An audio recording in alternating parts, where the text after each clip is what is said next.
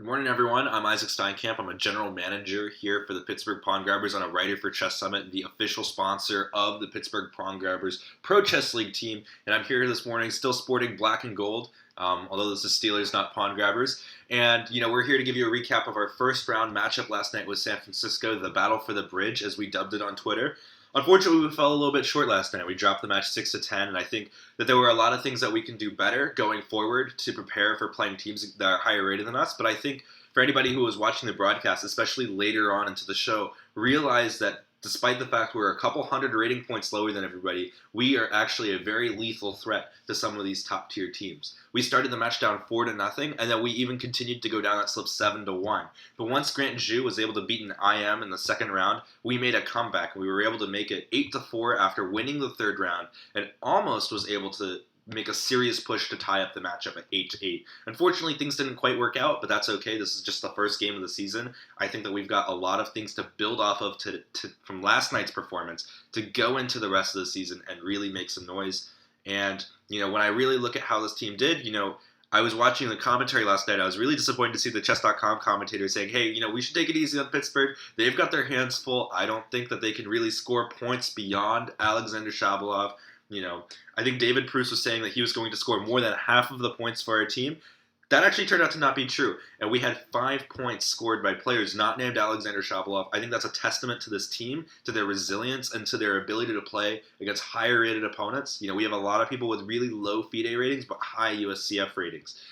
So, for example, they kept on talking about how Grant was only 2,100 and how he was holding his own against these IMs. Well, he's actually 2,400. That's a secret. So, we're really excited about what this means for our games going forward. We've got a really close matchup with Minnesota next week that we'll talk about later. But I think as the night wore on, people started to realize that Pittsburgh wasn't a joke. The Pawngrabbers are a real team. We are the black and gold. We're from the city that's known for having strong sports teams. And, by the end of the show, I think it was Yermo who said, this team can be a real team, and they'll give some teams some really good fights later on in the season. Let's see why. So, in our key move of the matchup, I wanted to choose a game that really changed the momentum from how we went from 7-0 down all the way back to 10-6 with a chance to tie up the game. And I thought there was no better game to choose than Grant Zhu's game and his win against an IM from San Francisco. So here in this position, Grant is black. And as you can see, things kind of have been a little bit awkward positionally. Originally, he was even more cramped. His opponent had the pair of bishops, but things have changed. And now black is the one trying to figure out, how do I change the pace of this game? So I'll give you guys a quick second. What is it that black does here that completely shifted the momentum and actually went on to win the game for black? What did Grant play? So in this position, as always, tactics are the most important thing that you need to look at when you're trying to find a way to win a game, especially when you've been fighting from behind the whole game. And here, Grant found a really great move in knight at f3. The idea here is that, well, if white decides to just take this knight, g takes f3, well, we're going to take this rook, thanks to the protection from the queen, and then we're going to grab this pawn on h4. And at the end of the day, we're looking at a really weak king on h1.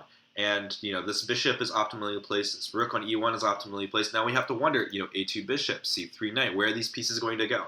Grant has a great position here. Of course, his opponent didn't do this. What were the other options in this position? So after knight to f3, well, if we take this knight on f3, so rook takes f3, well, we're going to pick up a queen. And after rook takes d4, we've got a little bit of a checkmate threat going on.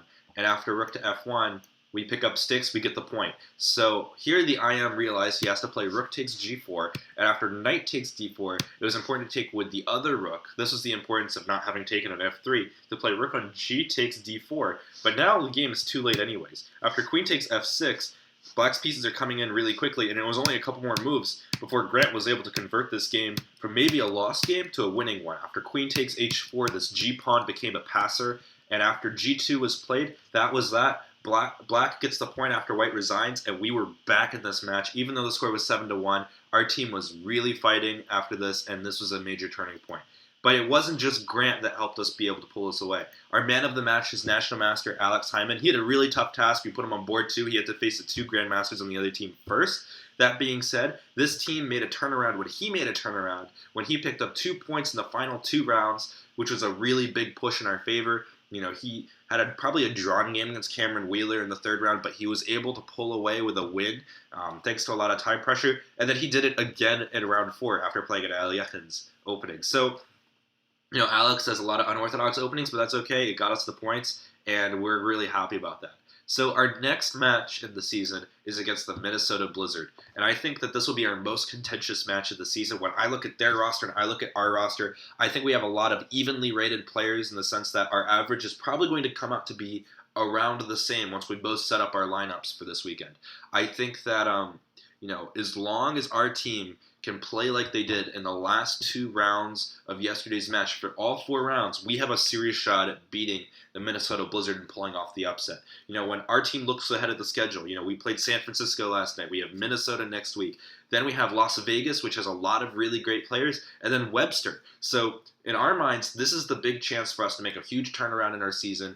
We want to be able to make some noise early so we can build off that momentum in these really big games. Our team is really looking forward to playing Minnesota. It'll be a battle on ice or a battle on snow. We'll come up with something cheeky for you guys following us on Twitter, but we're really looking forward to this matchup. We know that this matchup will decide how we're going to do this season. And I think Minnesota is going to enter this game feeling exactly the same thing, feeling like if they can beat us, that their season is going to make a turnaround. So I think that, we're going to have a really great shot to win this match. And I think that you guys, thanks to your support, are going to help our team carry us there. Make sure to tweet at us through the week using hashtag Nerves of Steel. And we'll be reporting to you guys between now and our game against Minnesota Blizzard. So make sure to send us your notes so then that way we can answer them throughout the week.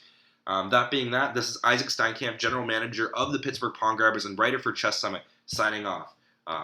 Let's go Pitt.